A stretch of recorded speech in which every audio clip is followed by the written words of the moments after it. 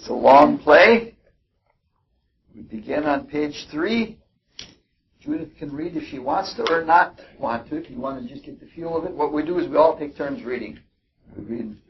So we'll read. I'll start it off and pass it to Jerry. We'll read scene 1. Page 1. 3. I thought the king had more affected the Duke of Albany than Cornwall. It did always seem so to us, but now, in the division of the kingdom, it appears now which of the dukes he valued most. For his qualities are so weighed that for curiosity neither can make a choice of either piety. Is this not your son, my lord? His greeting, sir, hath been at my church. I have so often blushed to acknowledge him with now and graced it. I cannot conceive you. Sir, this young fellow's mother could whereupon she grew round womb and had indeed served a son for her cradle, ere she had a husband for her bed. It is no fault. I cannot wish the fault undone, the issue of it being so proper. But I have a son, sir, by order of law, some year elder than this, who yet is no dearer in my account. Though this knave came something saucily to the world before he was sent for, yet was his mother fair, there was good sport of his making, and the whoreson must be acknowledged.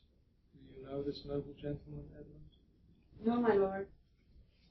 My lord of Kent, remember him hereafter as my honorable friend. My services to your lordship. I must love you and sue to know you better. Sir, I shall study, deserve. He hath been out 9 years, and away he shall gain. King is coming. And the Lord of France and Burgundy, Gloucester. I shall, my lord. Meantime, we shall express our darker purpose. Give me the map there.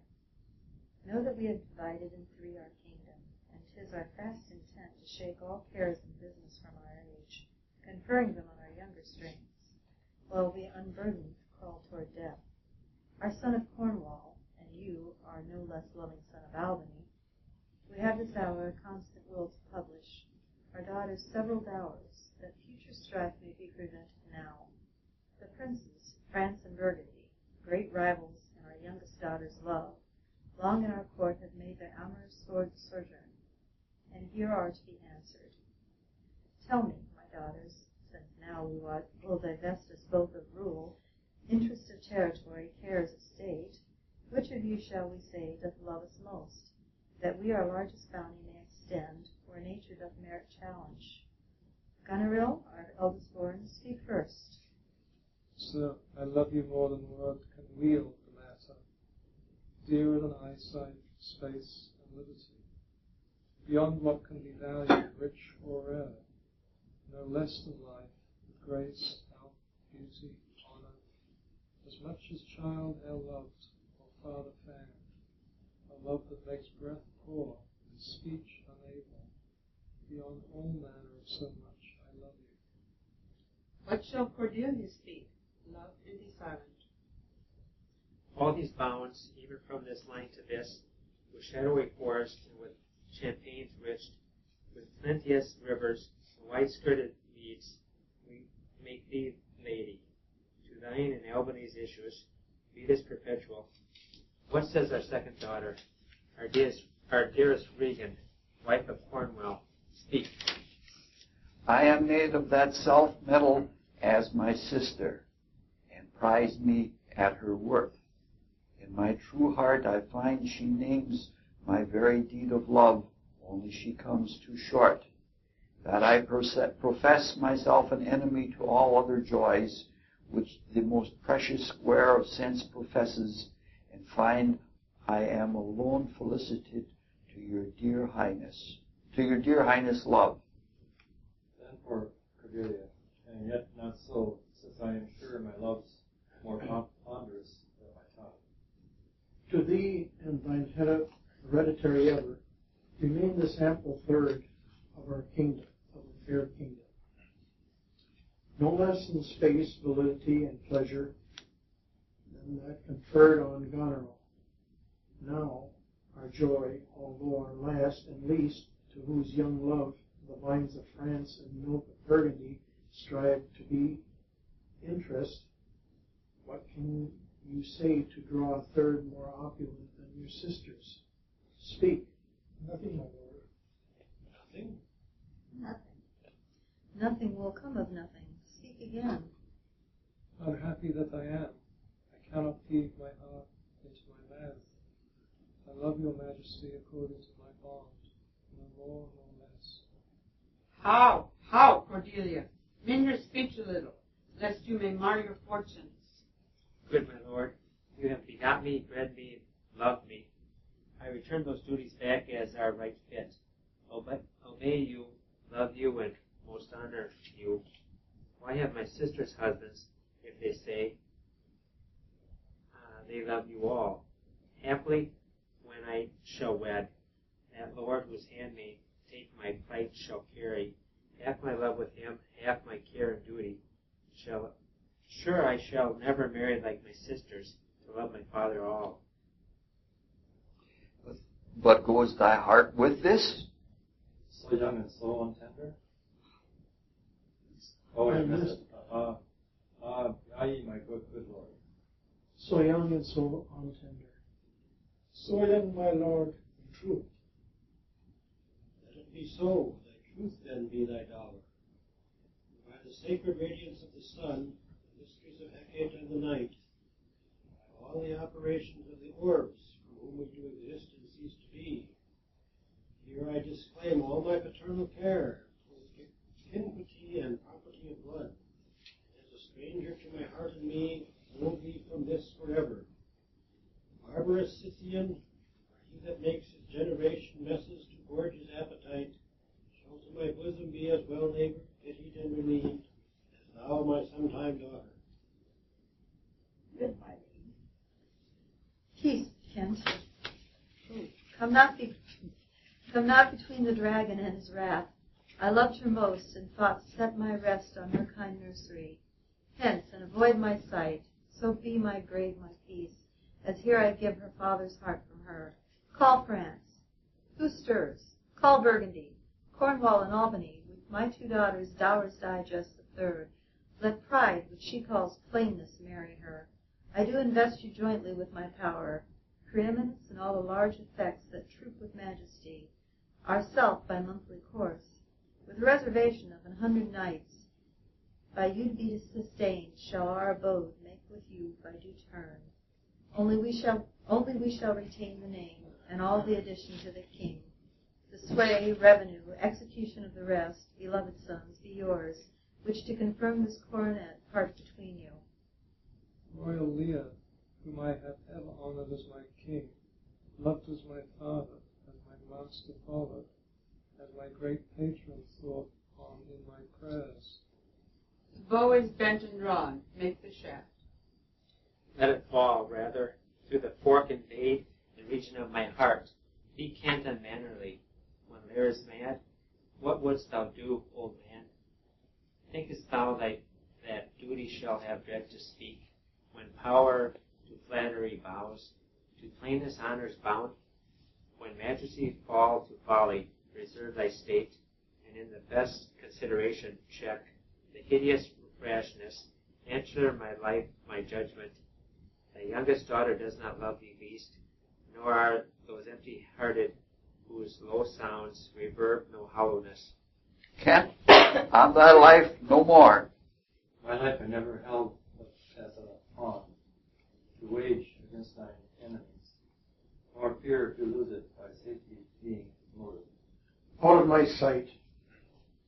See better, dear, let me still remain, true blank of thine eye. Now by Apollo. Now by Apollo, king, thou swearest by gods in vain. Oh, vassal, miscreant. Dear sir, forbear. Kill thy physician, and the fee bestow upon the foul disease. Provoke thy gift, for while most I can then clamour from my throat, I'll tell thee thou dost evil.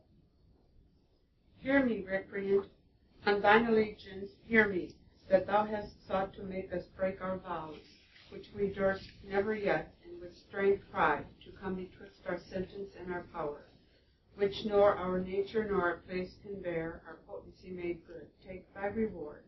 5 days we do allot thee for provision to shield thee from diseases of the world, and on the 6th to turn thy hated back upon our kingdom.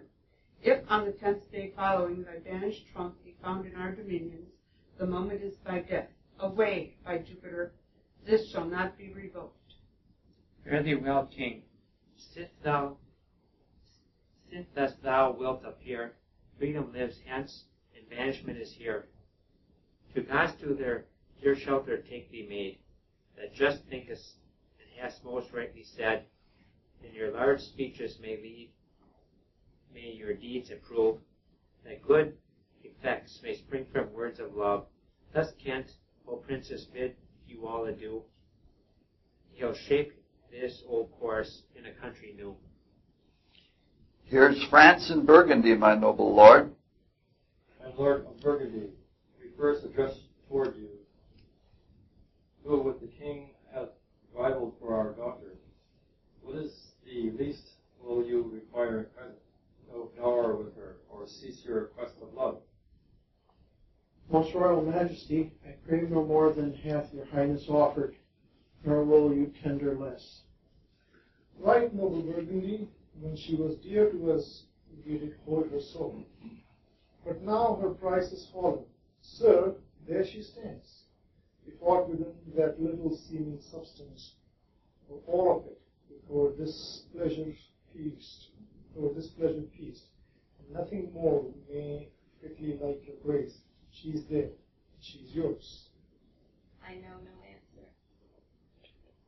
Will you, with those infirmities she owes, unfriended, new course adopted to our hate, dowered with our curse and strangered with our oath, take her or leave her? Pardon me, royal sir. Election makes not up on such conditions. Then leave her, sir, for by the power that made me, I tell you all her wealth. For you, great king, I would not from your love make such a stray, to match you where I hate. Therefore beseech you to avert your liking a more worthier way, than on a wretch whom nature is ashamed almost to acknowledge hers. This is most strange, that she whom even but now was your best object, an argument of your praise, balm of your age, the best, the dearest, should in this trice of time commit a thing so monstrous to dismantle so many folds of favour. Sure her offence must be of such unnatural degree that monsters it, or your fore-vouched affection fall into taint, which to believe of her must be a faith that reason without miracle should never plant in me. I yet beseech your majesty, if for I want that glib and oily art to speak and purpose not, since what I well intend, I'll do it before I speak, that you make known it is no vicious plot, murder, or foulness, no unchaste action or dishonored step that hath deprived me of your grace and favor, but even for want of that for which I am richer, a still soliciting eye and such a tongue that I am glad I have not, and though not to have it, hath lost me in your liking. Better thou hadst not been born than not have pleased me better. Is it but this, a tardiness in nature which leaves the history unspoke that it intends to do? My lord of Burgundy, what say you to the lady? Love's not love when it is mingled with rewards that stands aloof from the entire point. Will you have her? She is herself a dowry. Royal King, give but that portion which yourself oppose, and here I take Cordelia by the hand, Duchess of Burgundy. Nothing. I have sworn. I am firm. I am sorry then you have so lost father that you must lose a husband. Peace be with Burgundy. Since that respects of fortune or his love, I shall not be his wife. Fairest Cordelia, that art forsaken, and most loved despised. See in thy virtues here I seize upon, be it lawful I take up what's cast away. Gods, 'tis strange that from their coldest neglect my love should kindle to inflamed respect. Thy dowerless daughter king, thrown to my chance, is queen of us, ours, and our fair friends. Not all the dukes of hawkish Burgundy can buy this unprized precious maid of me. Bid them farewell, Cordelia, though unkind. Thou losest here, a better where to find. Thou hast her, France, let her be thine, for we have no such daughter, nor shall ever see that face of hers again. Therefore, be gone, without our grace, our love, our venison. Come, noble Burgundy. Bid farewell to your sisters. The jewels of our father, with washed eyes, Cordelia leaves him. I know you what you are, and like a sister, I am most loath to call your faults as they are named. Love well our father. To your professed bosoms I commit him. But yet, alas, stood I within his grace, I would prefer him to a better place. So farewell to you both. Prescribe not us our duty. Let your study be to content your Lord, who hath received you, at fortune's alms. You have obedience scanted, and well are worth the wants that you have wanted. Time shall unfold what plighted cunning hides. Who covers faults, at least shame them derides. Well may you prosper. Come, my fair Cordelia. Sister, it is not little I have to say of what most nearly appertains to us both. I think our father will hence tonight. That's most certain, and with you. Next month, with us. You see how full of change his age is. The observation we have made of it hath not been little. He always loved our sister most, and with what poor judgment he hath now cast her off appears too grossly. The infirmity of his age, yet he hath ever but slenderly known himself. The best and soundest of his time hath been but rash. Then must we look from his age to receive not alone the imperfections of long and grafted condition, but therewithal to rule the unruly waywardness that infirm and choleric years bring with him. Such unconstant starts are we like to have from him as this of Kent's banishment. There is further compliment of leave-taking between France and him. Pray you, let's live together. If our father carry authority with such disposition as he bears, this last surrender of his will doth offend us.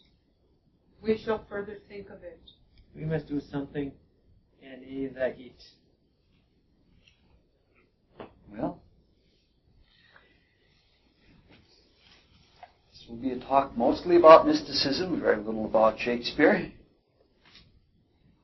We are hopefully all esoteric students, and we have mystical aspirations. But even at that, there are things that we don't realize about the stuff of mysticism, the consciousness that we work with. Shakespeare apparently did know something about his consciousness, and he speaks to it. In our bodies, our dense physical bodies, we have a very tenuous hold on consciousness. We lose it completely if our temperature goes too high or goes too low. We lose it or it's altered if we have too much or too little oxygen. We hallucinate it if we're induced by drugs or brain injuries or all sorts of things that can hurt our body. We're very fortunate if we we have even momentary self-consciousness. Often, our consciousness is of such a poor quality, and we know ourselves so little, that it's hard to discriminate between our thoughts and our desires. At other times, we pick up the thoughts of others in our etheric bodies and think that they are our own. We can't even discriminate our own thinking from others unless we're really, really astute. Our consciousness wanders and we don't pay attention. At this time in our evolutionary history, in the great evolutionary creation, we are awake in our dense physical bodies. But in reality, that waking consciousness is more in our etheric bodies, in our vital bodies. We think about it, thinking about the flesh. I don't know how science can think the way it thinks. Because in reality, there is no such thing as a weak physical brain. Why should one brain be stronger than another? It can be defective, and some connections may not be made well, or there may be problems with the firing mechanism between the sodium and potassium salts. There isn't such a thing as a weak physical brain. Therefore, to attribute better or worse consciousness to a physical brain is a silly thing to do. Our ability to function is in our higher vehicles, it's in the spirit, it's in the mind, but to function consciously in this world is through the vital bodies. It is for this reason that the Rosicrucians have for several centuries now placed great emphasis on developing the soul ethers of the vital body as a means to greater and higher consciousness, both in this body and to even have the capacity to be conscious outside of this body. The more dense our vital bodies are in the two higher ethers, soul ethers, the more rich and clear our waking consciousness will be. Thus, the more we serve in a self-forgetting matter and attract the stuff of the positive pole of the light ether, the more we use our perception to really see and hear and perceive things, the more we attract at the other pole, the more we think and come to conclusions about our perceptions, and the more that we remember, the more we draw to ourselves the stuff of the soul body. There's no substitute for this. It happens unconsciously. We do it every day, but if we work with it consciously, we can greatly enhance our soul consciousness. And there's no substitute for this kind of work. But even as we are functioning, as we are most of the time in our vital bodies, we have to learn how the vital body functions to use it well.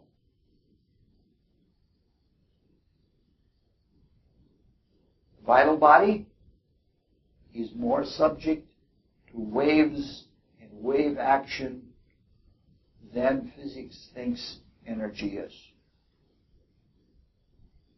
The ethers are fluidic, and they're subject to waves like any fluidic medium is.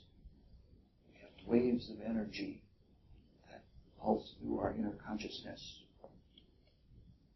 Despite that, as an act of will, despite the fact that we're dealing with something that is very fluid, something that wants to evaporate, and that works as whirling waves, we can hold it together in a very tight, closely integrated vehicle of consciousness. Our ability to do this has taken millions and millions of years of evolution. A large part of the organism or the organization of this etheric body has to do with repetition. Repetition, conscious and unconscious, is what does the organizational work in our vital body, which is the basis of our waking consciousness at this time. Repetitions produce patterns, and our consciousness depends on those patterns and organizations. They have to have something to play on. You might say it's something like our television screen. If we hear something once, or perceive something once, we might not be conscious of it. But if we hear things again and again and again, the experience becomes part of us. It becomes part of our consciousness. Sometimes it becomes habitual, and we let it slip beneath the threshold of waking consciousness into a subconsciousness. But it still works just the same. It works suggestively, as everything does in the etheric body, and we take things for granted. Most of our acculturation or cultural indoctrination is beneath the threshold of our consciousness. The assumptions that we've made since the earliest times of childhood, we're not aware of all the repetitions that were there. I can remember a little bit of learning how to write, for example, but now it's second nature to me.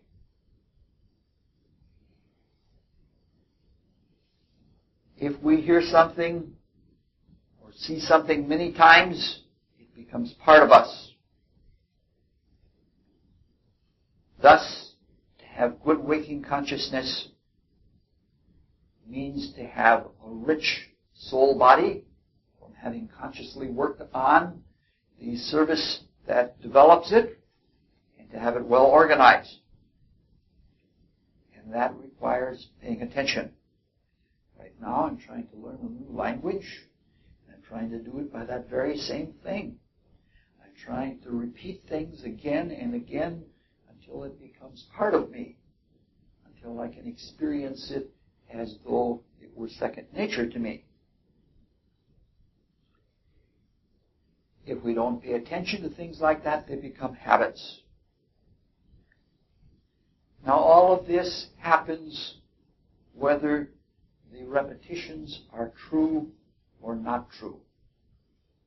If a lie is repeated often enough, it becomes accepted as part of the constitution of the etheric body just as much as the truth does. Even our own self-lies, if we tell them often enough, we take them as true and we act on them even if we knew in the first place that they were not true.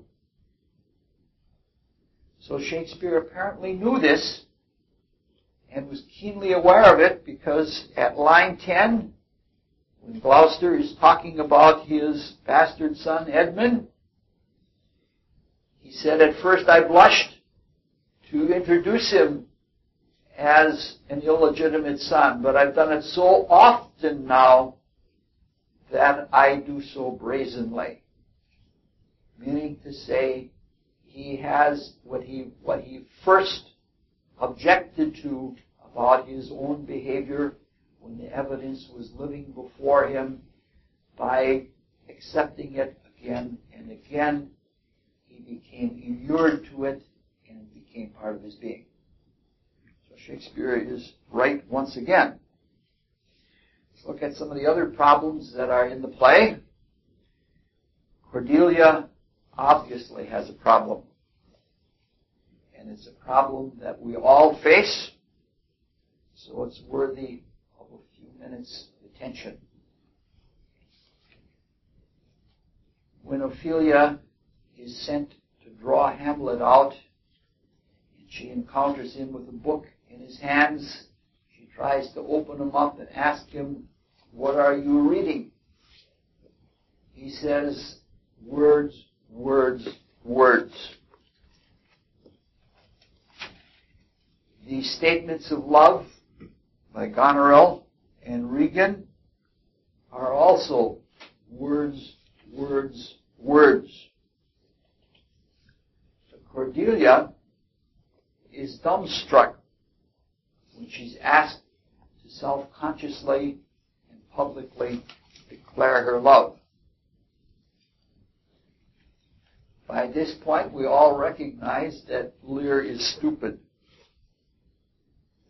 To ask anyone how much they love us is in the first place insecure, but it is certainly foolish and stupid.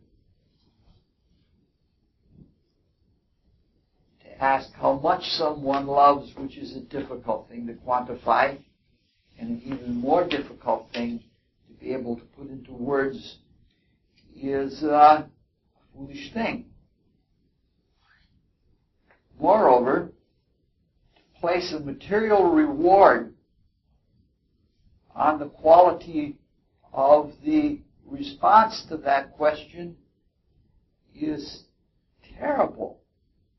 It shows that someone really doesn't believe in love. If you reward love with things, that's revaluing the love into something that's merely material. However, that's Lear's problem. Cordelia's problem is something different. If we speak too much, our words become thin. They become words, words, words. We can try to use stronger and stronger words. We can have a mounting series of modifiers that become more and more grandiose. But after a while, we're left with not even an exclamation point anymore to say something really strong when there is something important to say. Speaking is a form of extroversion. For us at one time, we had the word of power, and it used to be a creative extroversion.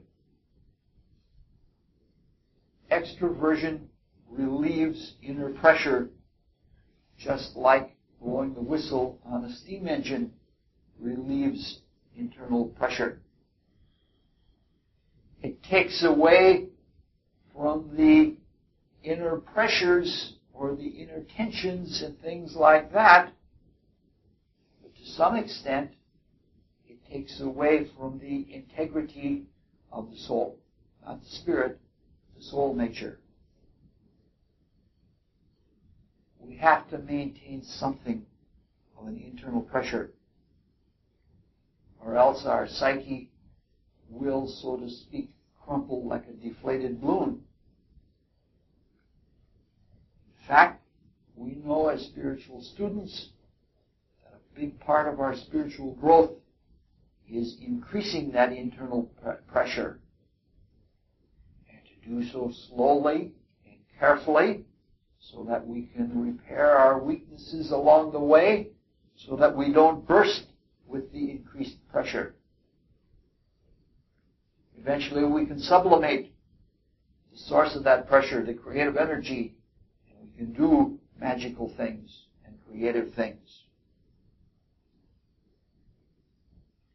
We can never attain to higher powers if we pull the plug, either by sexuality or by too many words, words, words. But what is too much? In about 15 minutes, everybody will say, "I know what's too much." No, 45 minutes. All of us probably talk too much. At the other extreme, absolute silence isn't wise either. And the motivation is important. There are some people who hold their words in with the same kind of selfishness that Goneril and Regan use in expressing them. When that's the case, our soul nature can fester almost like skunky water or something like that. So even if we don't burst, we become something very fetid inside of ourselves. So to some extent, to keep from bursting and to clear ourselves in creative activity, it is our duty to express. The words as we use them now are not adequate to express a love or any other higher spiritual quality. Often, deeds and other nonverbal things go a much longer way because they're alive with love. But there are times that we have to use words. We have to tell people that we love them. It's healthy for them. It's healthy for us. Where would we be if somebody like Rumi or like Shakespeare or any of the other great poets hadn't given us their words? Where would they be? So the problem that Cordelia has is the problem that we have. By her own admission, she's choked with love. She doesn't yet have words to give it voice. It requires practice. It requires knowledge. It requires some kind of coordination from within and the speaking ability. Right now, love means too much to her to just spout it out.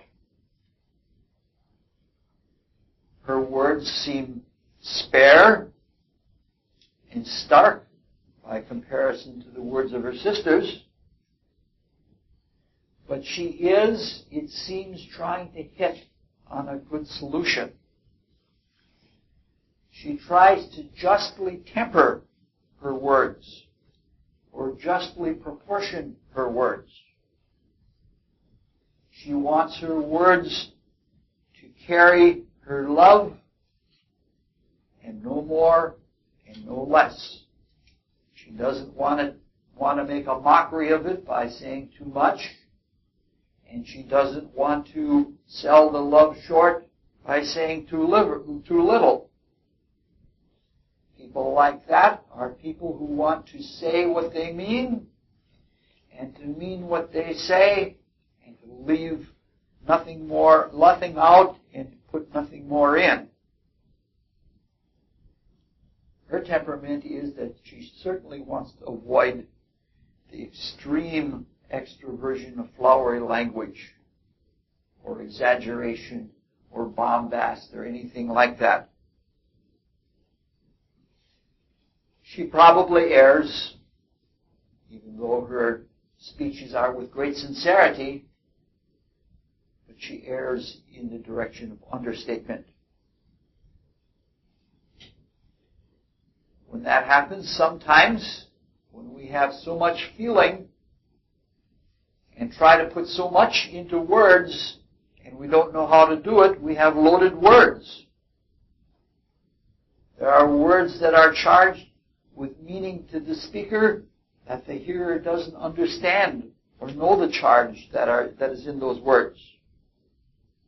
Sometimes there are loaded words for hearers.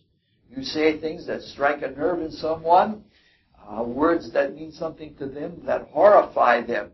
That's a totally different issue. It is possible. Magicians who have words of power can put meaning, can put feeling, can put power into their words so that they can accomplish things magically in the external world. For Cordelia, and for us, it's still a matter of learning a lot of skill and a lot of practice. I suppose if a person is to be out of balance, it's probably best to be out of balance in the way that she is, to be an understater.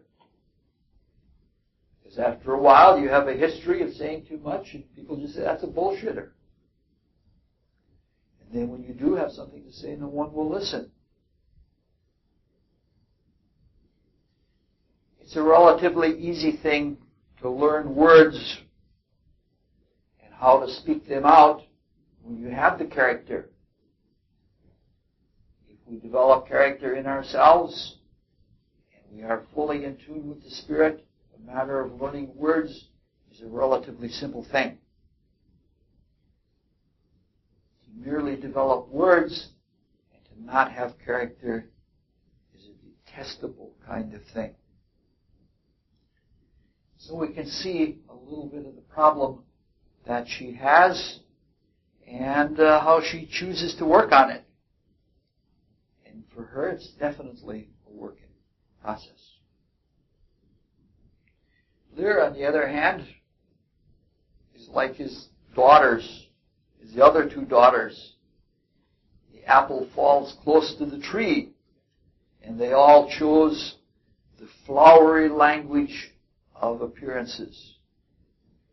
And though he is stupid and makes bad judgments, he's not really a slouch at words. Shakespeare has composed some of the most fabulous curses and insults and chants and other declamations of any poet. And if you look on page 7, line 110, where he disowns her, those are no mean words. Let it be so. Thy truth then shall be thy dower. For by the sacred radiance of the sun, the mysteries of Hecate and the night, by the operation of the orbs from whom we do exist and cease to be, I here disclaim all my paternal care, propinquity, and property of blood.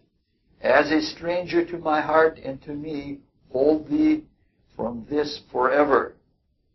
This is the next line, beautiful. The barbarous Scythian, or he that makes his generation messes to gorge his appetite, shall to my bosom be as well neighbored, pitied, and relieved as thou, my sometime daughter. That's a pretty good use of words. He declares by darkness and by light and everything in between. He's covered all of his bases. Yes? So why did he get rid of her? Just because she wouldn't tell him that in grandiose terms that she loved him. And the others, why he kicked them out? He didn't kick them out. He gave them each half of his. He was going to give them each a third of his whole property, but he gave the other two half because they did use flowery language. I misinterpreted. I thought he got rid of them. No. It's a funny thing about Lear. It's like all of us. We do see the truth. The Spirit inside of us sees the truth. But he's not in touch enough to appreciate it. In the first line of that curse or of that disinheritance, he says to her, let truth be your dowry if that's what you want. He sees the truth. It's just that he doesn't value it. If Cordelia is anything like we think she is, she probably sees it as a blessing. I think that whoever wants to can curse me with the truth anytime they want to. I'll not be unhappy with it. The exchange between Lear and Kent is a classic. We won't go into it in detail, but we'll just look at it in terms of principle because people in Alcoholics Anonymous and the other self-help groups would recognize the discussion right away. In the modern jargon, Lear is in denial. He doesn't want to hear the truth that Kent wants to tell him.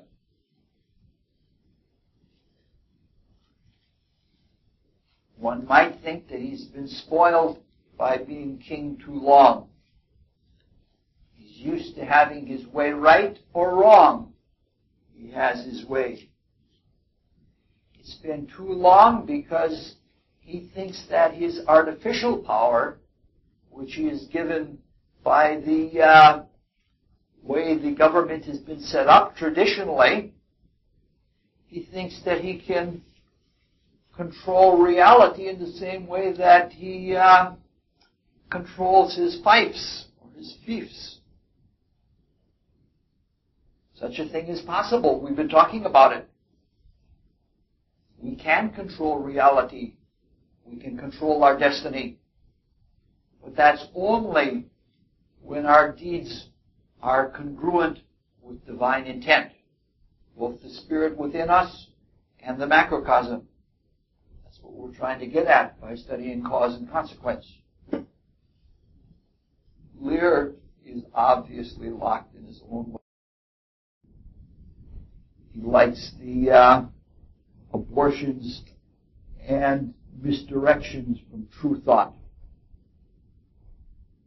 Help organizations like Alcoholics Anonymous, though they may not be aware of the deeper psychological theory, are keenly aware of what happens with denial. This is why they are so insistent upon the need for humble submission to divine power and to working on a congruency with that divine power. And that's the only way they can avoid the overconfidence and the other kinds of delusions that go with alcoholism. The character of Kent speaks for itself. He is what Lear thinks himself to be. He's willing to stake his life on truth. In that sense, he is a true Christian. In the life spirit, which is the home of Christ, truth and life are exactly the same thing. And he does so with love, and he does so with loyalty, which shows that character to be solid in that way. In general, for most people, I think that may even be why Ela is not here tonight, is that this is a hard play to accept.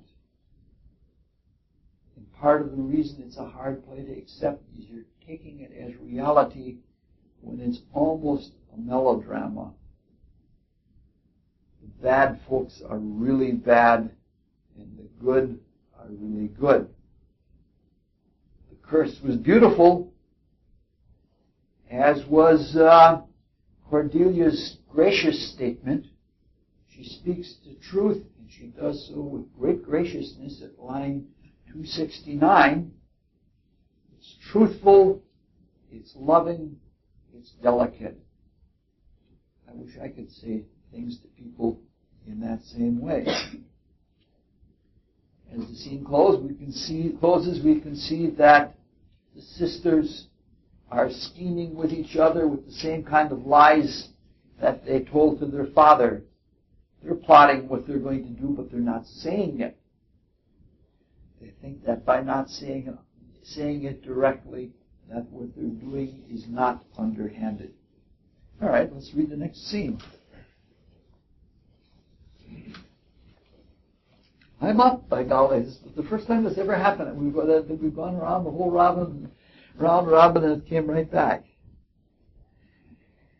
Thou, nature, art my goddess. To thy law my services are bound. Wherefore should I stand in the plague of custom and permit the curiosity of nations to deprive me, for that I am some 12 or 14 moonshines lag of a brother? Why bastard? Wherefore base? When my dimensions are as well compact, my mind is generous, and my shape is true as honest, madam's issue? Why brand they us with base, with baseness, bastardry? Base? Base? Who in the lusty stealth of nature take more composition and fierce quality than doth within a dull, stale, tired bed go to the creating a whole tribe of fops go tween asleep and awake? Well then, legitimate Edgar, I must have your land. Our father's love is to the bastard Edmund as to the legitimate. Fine word, legitimate. Well, my legitimate, if this letter speed and my invention thrive, Edmund the base shall top the legitimate. I grow, I prosper, now the gods stand up for bastards. Kent did thus in France, and Polar parted, and King gone tonight, described his power, confined to exhibition. All of this upon the Gad. Edmund, how now? What news? So please your lordship, none. Why so earnestly seek you to put up the letter? I have no news of my lord. What paper were you reading? Nothing, my lord. No, what needeth then that terrible dispatch of it into your pocket? The quality of nothing has not such need to hide itself. Let's see. Come, if it be nothing, I shall not need spectacles. I beseech you, sir, pardon me. This is a letter from my brother that I have not all or read, and for so much as I have perused, I find it not fit for your looking. Give me the letter, sir. I shall offend either to detain or to give it. The contents, as in part I understand them, are to blame. Let's see. I hope for my brother's justification he wrote this but as an essay or a taste of my virtue. This policy and reverence of age makes the world bitter to the best of our times, keeps our fortunes from us till our oldness cannot relish them. I believe to find an idle and fond bondage in the oppression of aged tyranny, who sways not as it hath power, but as it is suffered. Come to me, that of this I may speak more. If our father would sleep till I wake him, you should enjoy half his revenue forever, and live the beloved of your brother. Edgar. Conspiracy. Sleep till I wake him, you should enjoy half his revenue. My son Edgar, had he a hand to write this, a heart and a brain to breathe it in? When came you to this? Who brought it yet? It was not brought to me, my lord. There's the cunning of it. I found it thrown in at the casement of my closet. You know the character to be your brother's. Matter were good, my lord, I durst swear it were his. In respect of that, I would fain think it were not. It is his. It is his hand, my lord, but I hope his heart is not in the contents. Has he never before sanded you in this business? Never, my lord. But I have heard him oft maintain it to be fit that sons at perfect age and fathers decline, the father should be as ward to the son, and the son manage his revenue. O villain, villain! His very opinion in the letter. Abhorred villain, unnatural, detested, brutish villain, worse than brutish. Go, sirrah, seek him. I'll apprehend him. Abominable villain, where is he? I do not well know, my lord. If it shall please you to suspend your indignation against my brother till you can derive from him better testimony of his intent, you should run a certain course, where if you violently proceed against him, mistaking his purpose, it would make a great gap in your honor, and and shaken in pieces the heart of his obedience. I dare pawn down my life for him, that he hath writ this to feel my affection to your honor, and to no other pretense of danger. Thank you, so. If your honor judge it meet, I will place you where you shall hear us confer of this, and by an oracular assurance have your satisfaction, and that without any further delay than this very evening. You cannot be such a minister. Nor is not sure. His Father that so tenderly and entirely loves him. Heaven and earth. Edmund, seek him out. Bind me into him, I pray. Frame the business after your own wisdom. I will constate myself to be in due resolution. I will seek him, sir, presently, convey the business, as I shall find means, and acquaint you with all. These late eclipses in the sun and moon portend no good to us. Though the wisdom of nature can reason it thus and thus, yet nature finds itself scourged by the sequent effects. Love cools, friendship falls off, brothers divide. In cities, mutinies. In countries, discord. In palaces, treason. And the bond cracks twixt son and villain, and father. Well, that's a good slip of the tongue. This villain of mine comes under the prediction. There's son against father. The king falls from bias of nature. There's father against child. We have seen the best of our time. Machinations, hollowness, treachery, and all ruinous disorders follow us disquietly to our graves. Find out this villain, Edmund. It shall lose thee nothing. Do it carefully, and the noble and true-hearted Kent banished. His offense, honesty. 'Tis strange. This is excellent foppery of the world, that when we are sick in fortune, often the surface of our own behavior, we make guilty of our disasters, the sun, the moon, and stars, as if we were villains on necessity, fools by heavenly compulsion, knaves, thieves and treacherous by spherical predominance, drunkards, liars, and adulterers by an enforced obedience of planetary influence, and all that we are evil in by a divine thrusting on. An admirable evasion of poor master man, to lay his goatish disposition on the charge of a star.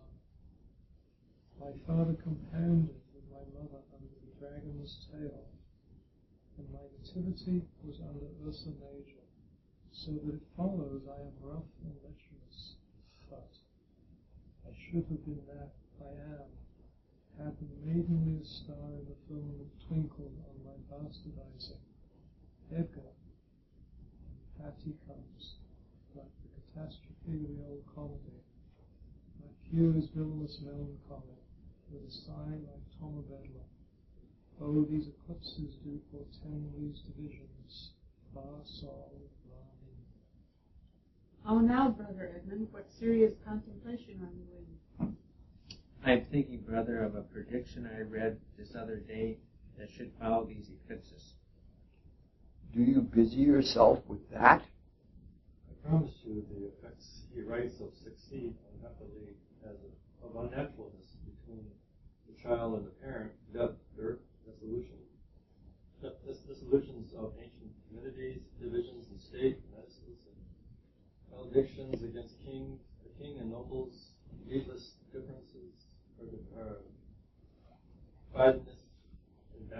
banishment of friends, dissipation of coverts, habitual breaches, I know not what. How long have you been a sectary astronomical? Come. When saw you, my father, last? Why, the night gone by. Spake you with him?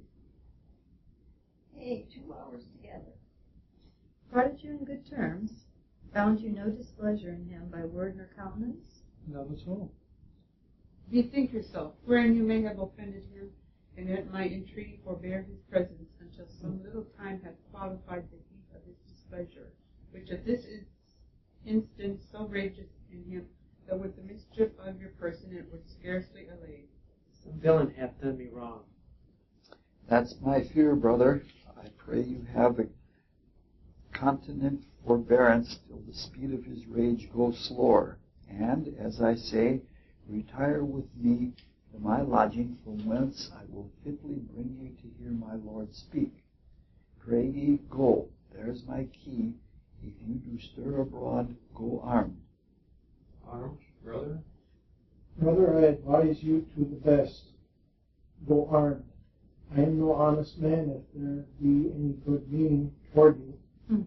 I have told you what I have seen and heard, but faintly nothing like the image and horror of it. Pray you, await. Should I hear from you anon? I do serve you in this business. A credulous father and a brother noble, whose nature is so far from doing harms that he suspects none, on whose foolish honesty my practice is right easy, I see the business. Let me, if not by birth, have lambs by wit, all with me's meat, that I can fashion it. Well, this is a... He doesn't waste time. It's a very interesting scene, and it's chock full of things, and we're not going to finish it this evening. In fact, all the rest of the evening we're going to speak only about the first speech.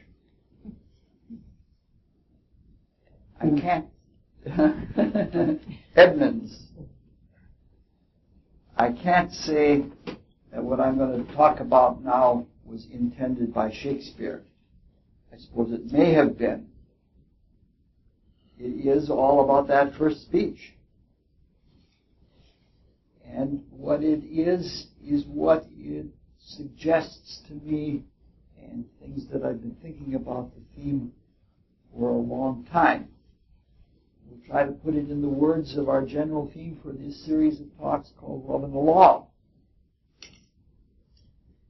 Edmund opens by saying that nature and its laws are his religion.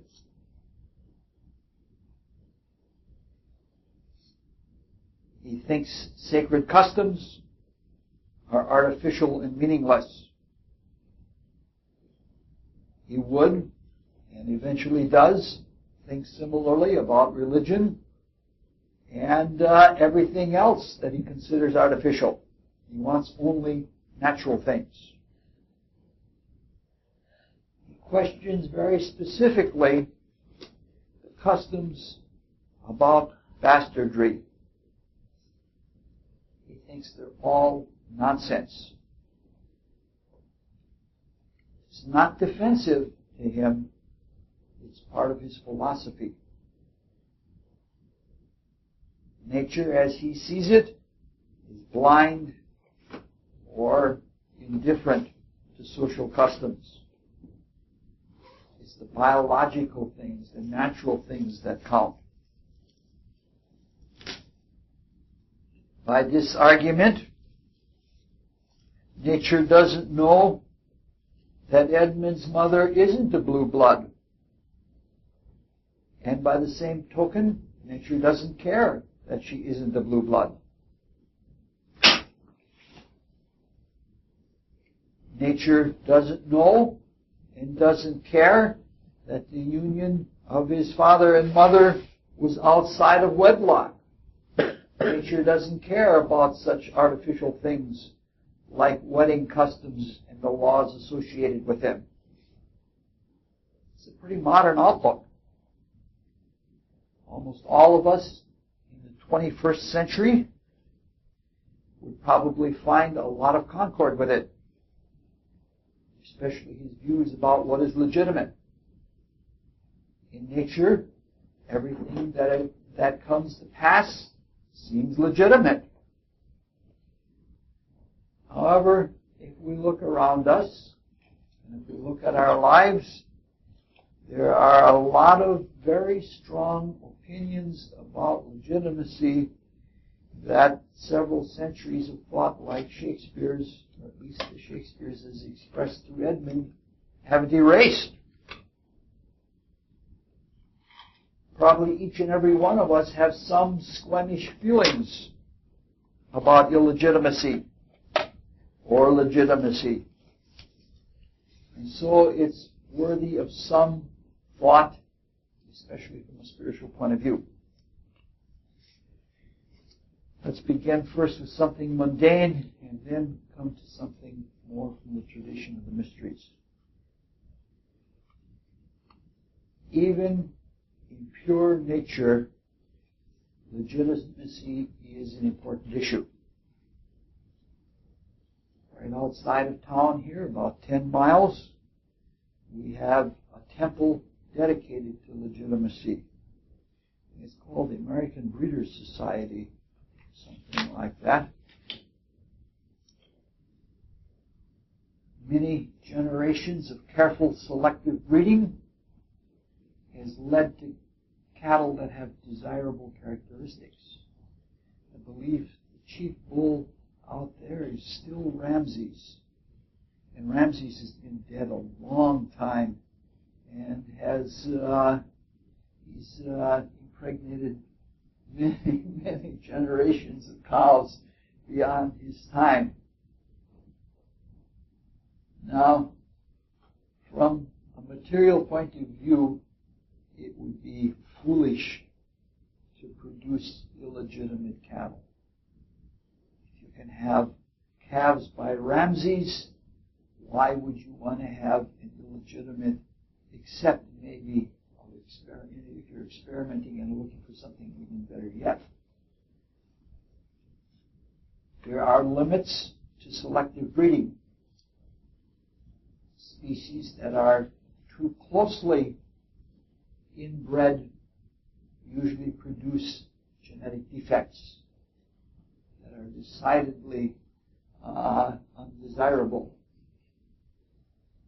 Like I think the way it works with Black Angus cattle, they've inbred them so much that every now and then they have to be careful what line they breed with which, otherwise they end up with dwarf Black Angus cattle instead of the large ones that they're seeking. So it looks like the spirits that are behind, the group spirits that are behind the species, do not want to allow the specialization to go too far. For equally selfish reasons,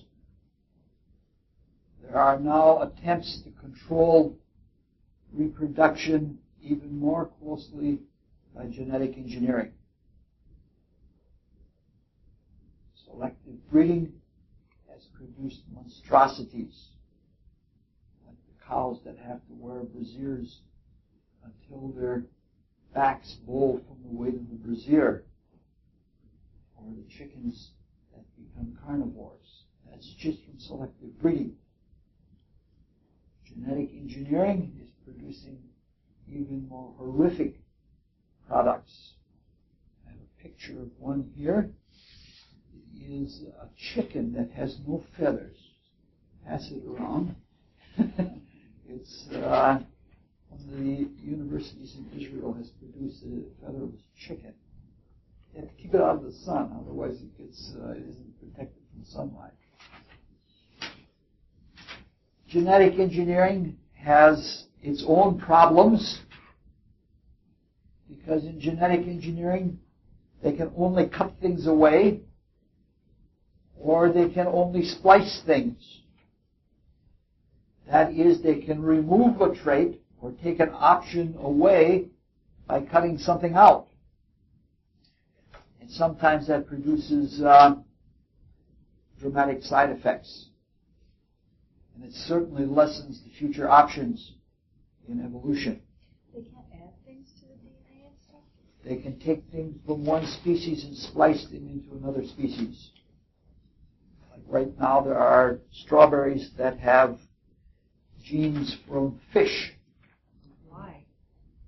Because the Arctic fish and the Arctic fish have a resistance to cold, and when the strawberries then get close to a frost, they can resist the frost because they have that genetic makeup.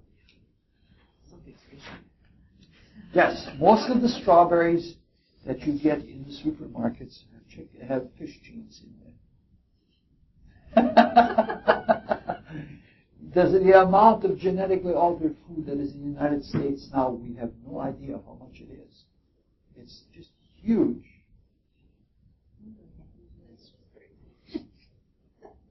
So these are different forms of illegitimacy. They're not things that would happen within the structure of nature. And when there is splicing, there are also other undesirable side effects. What we cannot do is cause a species to evolve as a whole, as it occurs in evolution. In evolution, the consciousness of the species adapts to the environment outside, and slowly, carefully, as a whole, it evolves. The reason we can't do this with our genetic manipulation is because our consciousness isn't in terms of wholes. It's deathly. Since the fall, we divide things and break things apart. We're dangerously specialized in everything we do. We don't think environmentally.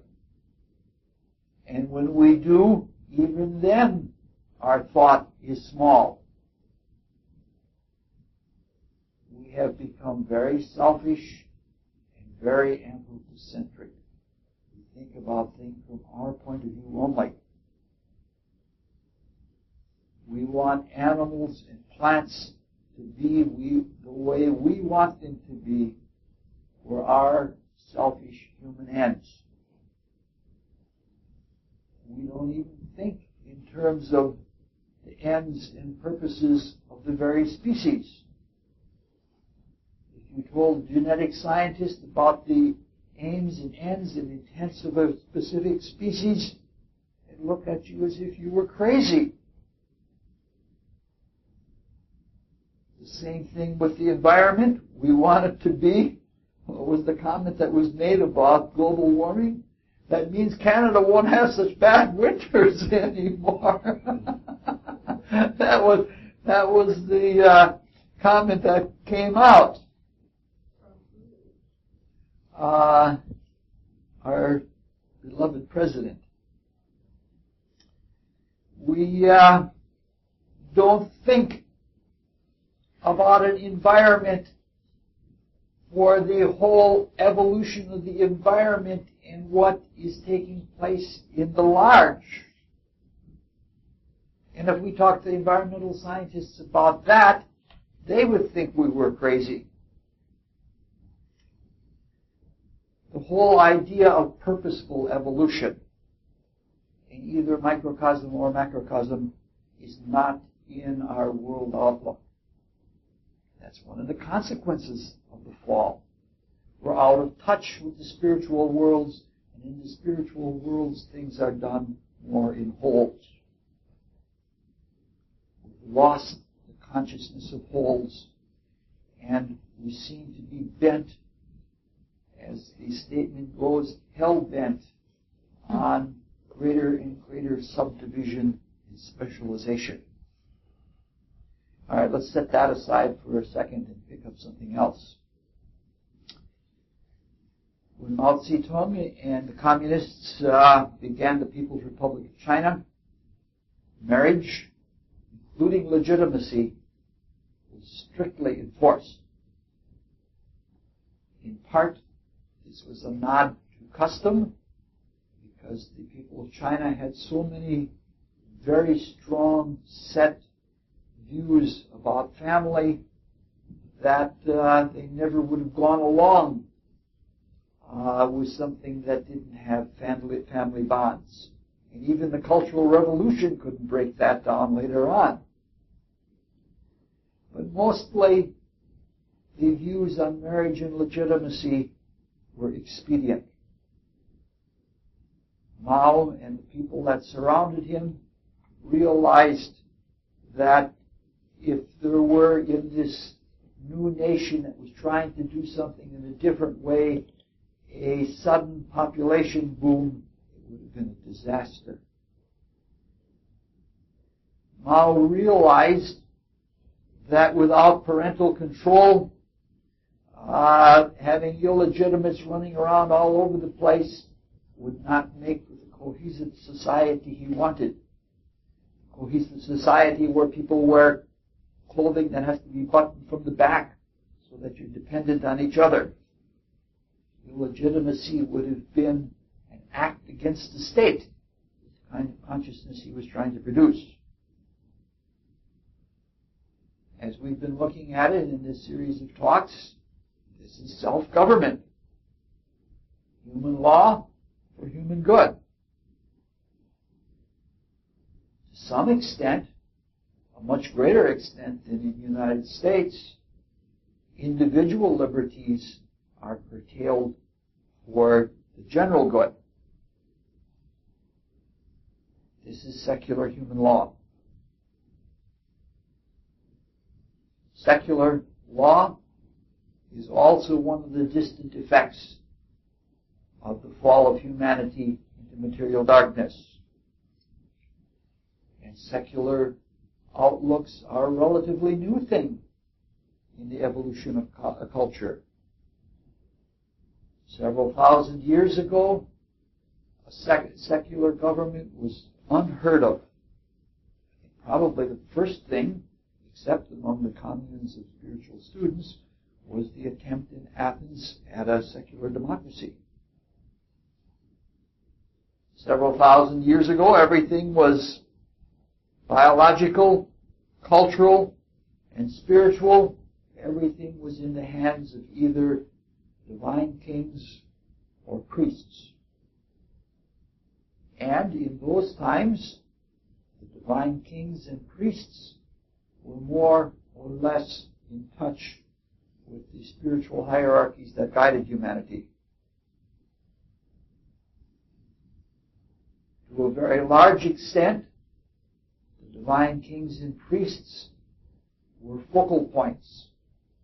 The real work was done by the racial spirits, by the cultural spirits, who guided the people by the very air that they breathed. Everything was pretty tightly controlled, relatively speaking. As the individuals that we are now, we're even indulgent in our individualism. We couldn't have lived then. We weren't like that. We weren't capable of expressing as much freedom. In fact, a lot of people in the world right now can't live outside of a cultural consciousness like that. So to some extent, these things are still true. But year by year, tribalism, racial structures of society, and even cultural society structures are rapidly disappearing.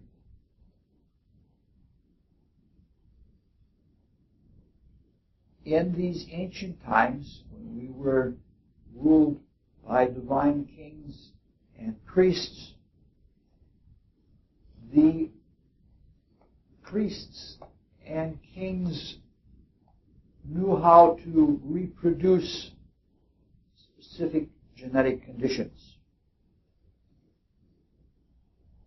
It was not for selfish ends, and it was not for the sport of the gods. Races themselves, such as the original Semites in Atlantis, who are not the current Semites, but the original ones in Atlantis, were chosen for specific reasons. They had the characteristics that were most desirable for the post-Atlantean period of time and the evolutionary conditions that would be there. They were most desirable for the kinds of things that we needed to unfold for us to become what we were intended to become, or to what was built into our very character. What we are spiritually had to be worked out through certain kinds of experiences, and in the physical world that meant certain types of bodies and everything that went with those bodies. So we were born into a race or into a culture, sometimes once, sometimes many times, sometimes male, sometimes female, to give us just the specific things we need to awaken properties that were in our inner being. This is a much different kind of genetic control than producing cows that give you more milk. It wasn't a selfish thing. It was a very unselfish thing to bring us to where we could develop what we needed to develop. Cattle serve and they grow, but they suffer unnecessarily. And their evolution is sidetracked. And the ends of their evolution are neglected. Kings and priests were chosen for their position so that because they were most suited, most advanced for leading humanity. The bodies and the castes in which they were born had been prepared specifically for many, many generations by the hierarchies that guide humanity. Some mystery schools claim that the original divine kings and priests were the result of inbreeding of humans with Mercurians and Venusians, people from those planets. I don't have any comment on that. I don't know whether that's true or not true. I don't want to make any statements about it. But in any case, the ancient kings and priests did possess powers. And they did possess sensitivities that common people did not have. They didn't always use them well, but for the most part they did. They had to, or else they could not serve the spirit or the spiritual beings that they served. In those ancient times, both among the regular people, but especially among the kings and priests, there were very strict conditions about who could marry who. If one goes back far enough into those times, in almost all cultures there are references to positive birth control, especially among the priests, so that unions could control what kind of child was going to come out of them. Wasn't there a lot of inbreeding? There was a lot of inbreeding. That's what we're coming to. It was under control. The priests knew how to unite in such a way that the union would be fruitful without undue waste of sexual energy, and they knew what kind of child would come out of that union. As a consequence, even though there was a lot of inbreeding among the priestly castes and among the kingly castes, there were no genetic freaks due to inbreeding. And that's something that's much beyond the genetic manipulation of the kind that we're talking about when we put fish genes into strawberries. It was in service of a higher purpose, and as a consequence, it had access to higher kinds of information and powers. In evolution, everything changes. As we saw in the last talk, the result of changes in consciousness that comes when a cause is brought to an effect is irreversible. When we have been through an experience, that the reality of that experience, the final fruition of that cause, cannot be forgotten. We're changed, we can't go back.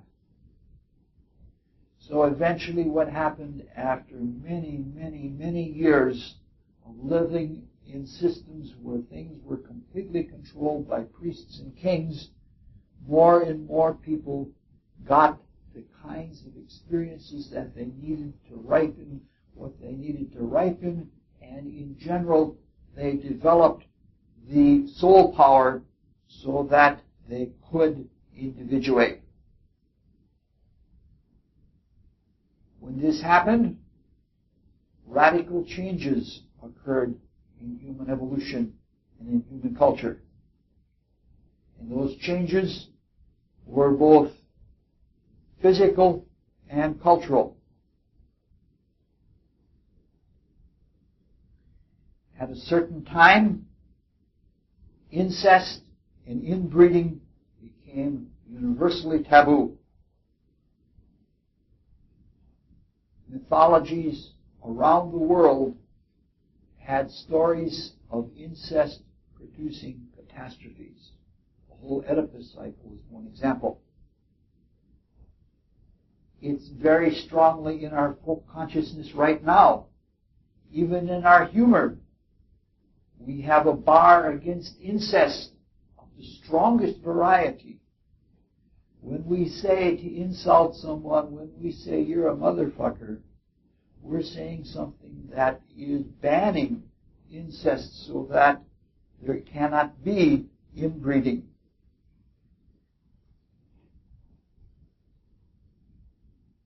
What happened is, as more people developed the soul nature and the spirit could enter into the personality, it was not favorable to that personality and that individual to have a racially bent body or a culturally pointed kind of existence. This meant that there had to be a lot of outbreeding. And the intent was to break up those racial types.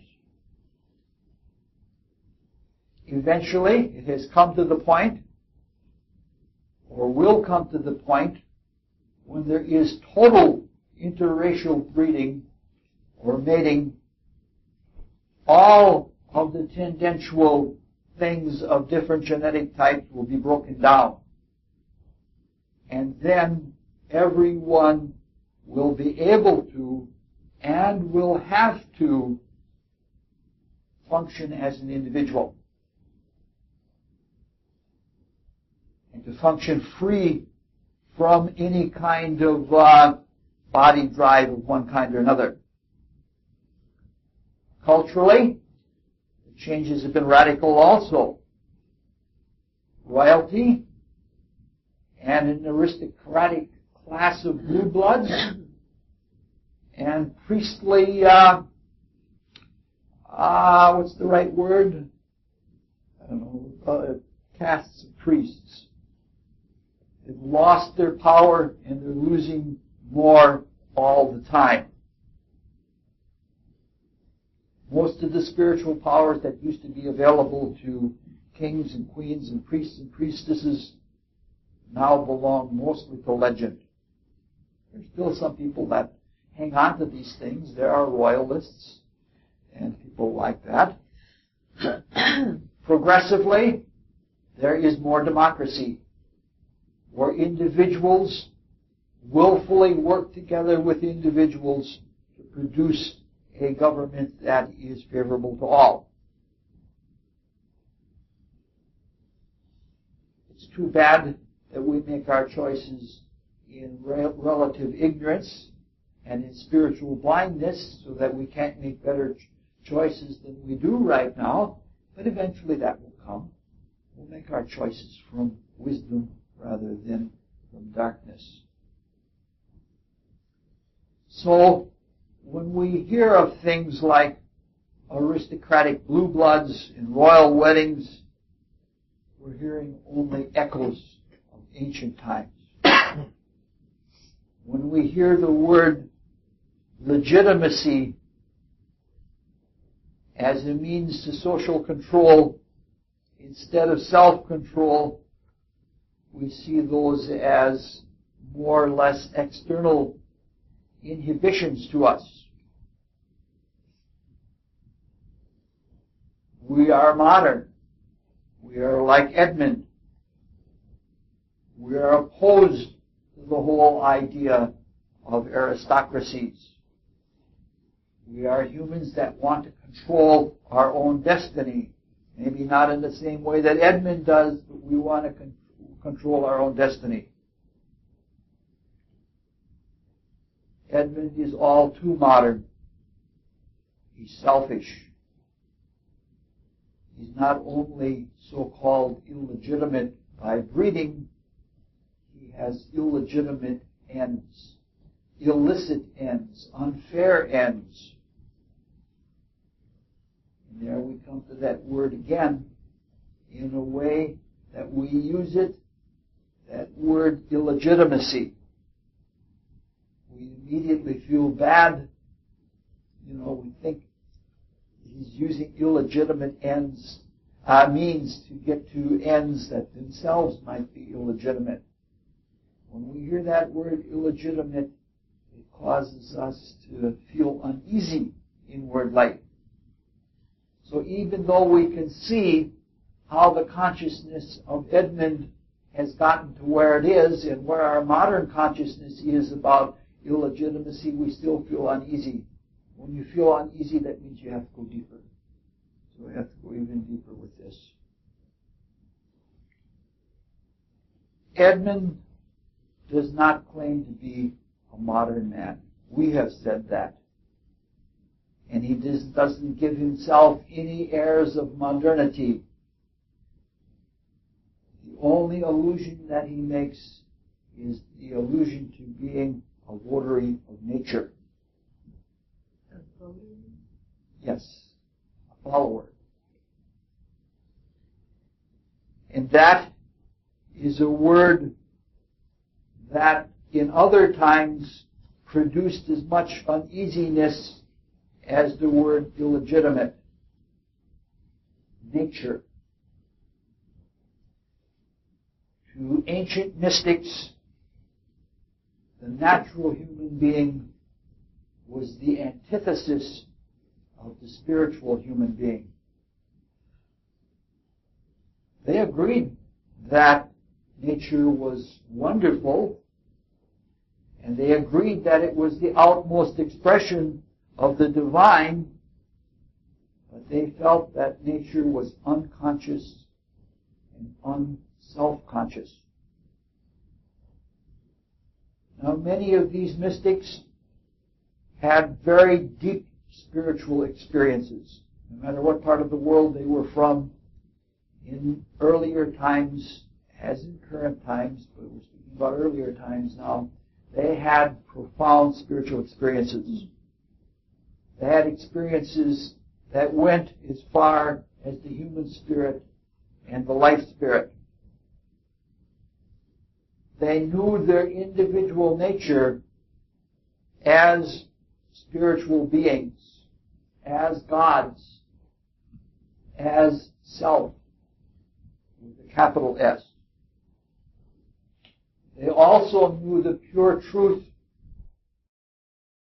of and the pure life beyond self.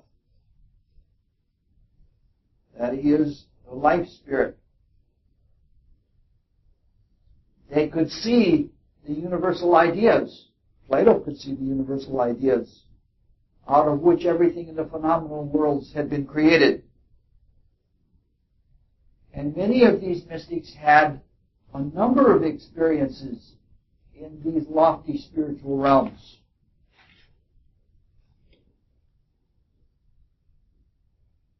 And they also had the experience of coming back to this world and this body.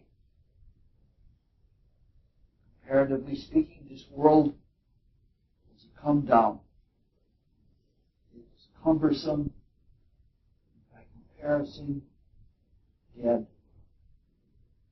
Truths and ideas that live in brilliant light and clarity and vividness in those lofty inner worlds are dark, dim, distorted here. As beautiful as nature is, it's only a shadow, and an imperfect shadow at that. Something like our artwork, it never comes out the way we intended it to be. In our inner eye, we see something different than what we bring out into the world. What is alive as intuition in the spiritual worlds is relatively asleep as instinct in nature. After a few of such trips up and down the spirit-matter pole and comparing notes, a doctrine developed among ancient schools of mysticism. It was something like what is alive and perfect and eternal in spirit is dead and imperfect in time and the constraints of matter. One of the conclusions was that it is best to flee from these realms of imperfection and misperception as quickly as possible. When you once know about the reality of the eternal, to leave as quickly as possible. Some even went so far as to consider existence in this world as a punishment. One peculiarity that came out of this, especially among Persian mystics, but it can be found in the Gnostics, and you can find it even as late as the 6th century A.D., pertains to what we're trying to get at in this little epicycle. The mystics could see that it required increasing amounts of spiritual control, of spiritual power to manifest in the material worlds and to manifest everything that was in them. It was not like the eternal spirit was strained, but its capacity to create and fulfill was increasingly limited. Moreover, in the process of producing the phenomenal worlds and the material worlds, there was resistance. The further one went down the matter direction of the spirit-matter pole, the more creative will was necessary to keep everything from collapsing into non-being. In the spirit, everything is self-sufficient. Everything is completely self-contained. And by juxtaposing it with the material worlds came out not too good. Thus, or especially, if one went to the extreme of the material where there was infinite subtlety and infinite passive resistance, that resisted not by being a hard resistance, but by resisting nothing and having to be held in that position all the time, that ultimate paramatter came to be called evil.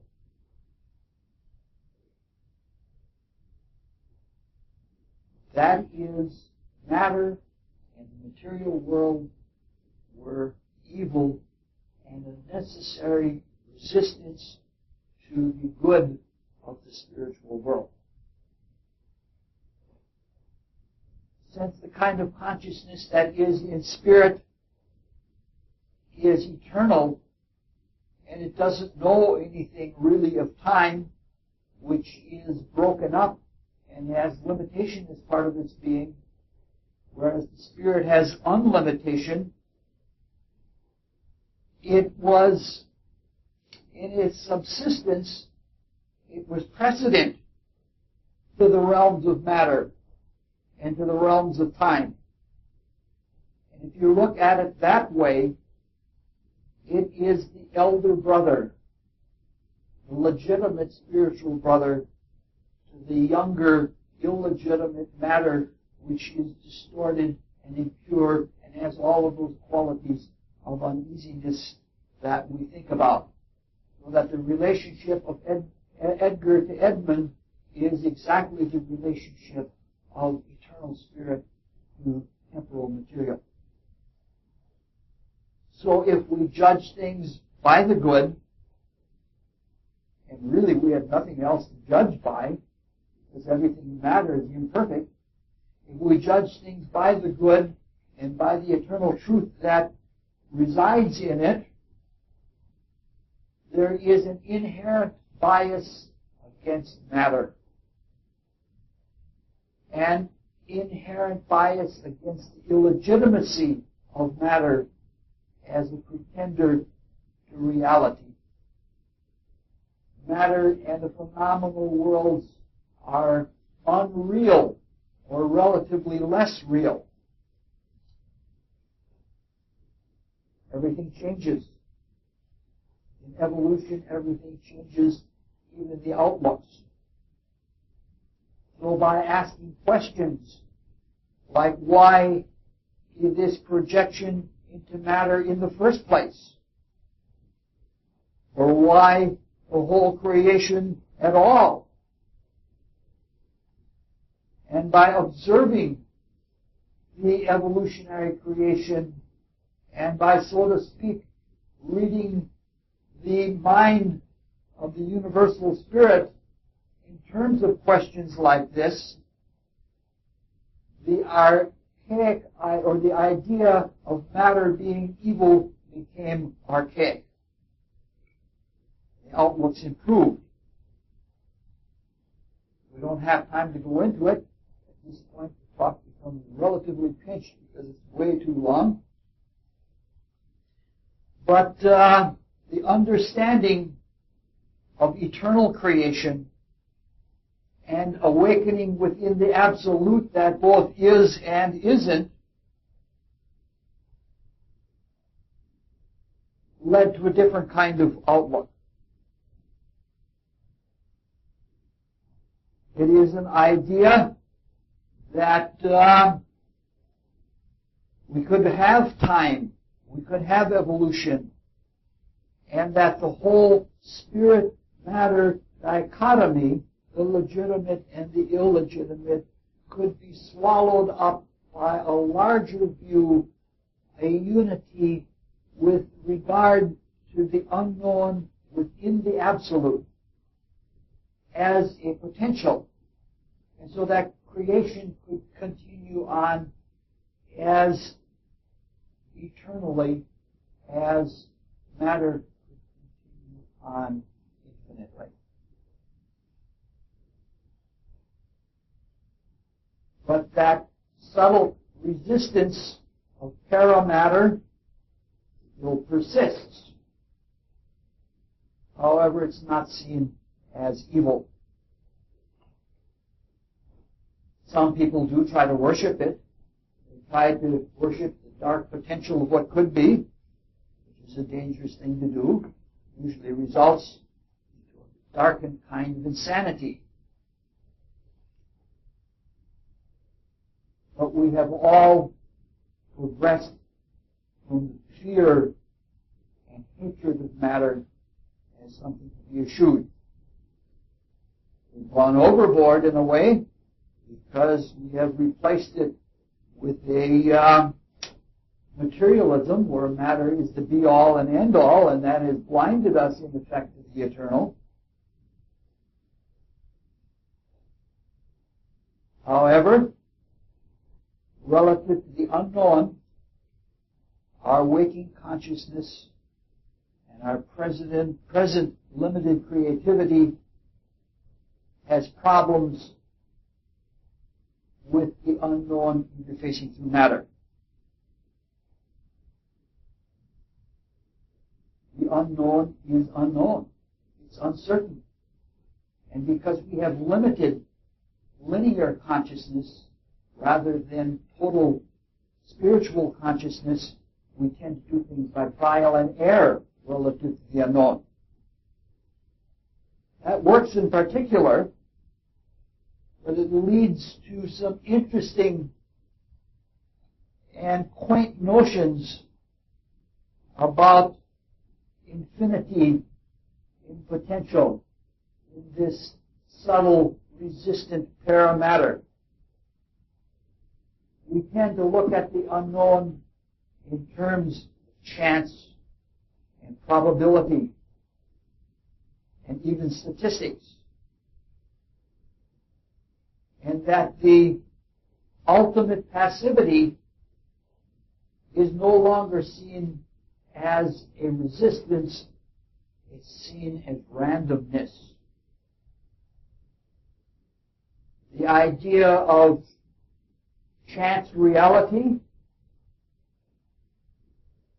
and the idea of the para-existent or the para-subsistent non-being of the absolute is not pleasing to our eternalist spiritual consciousness. So it has its own illegitimacy. It has illegitimacy that sounds like an excuse in the face of real and definite knowledge. Well, as far as we're going to go from now, we've looked a little bit at illegitimacy. Next time we'll look at the rest of the scene and talk about some of the astrology statements in there. I didn't want it to go on forever. I wanted to go a little bit longer. Thank you very much. Thank you. You showed your real Scorpio mettle by coming back after all of that onslaught of last night.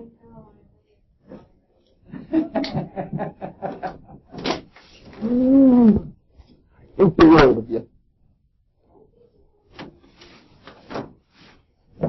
That's on record.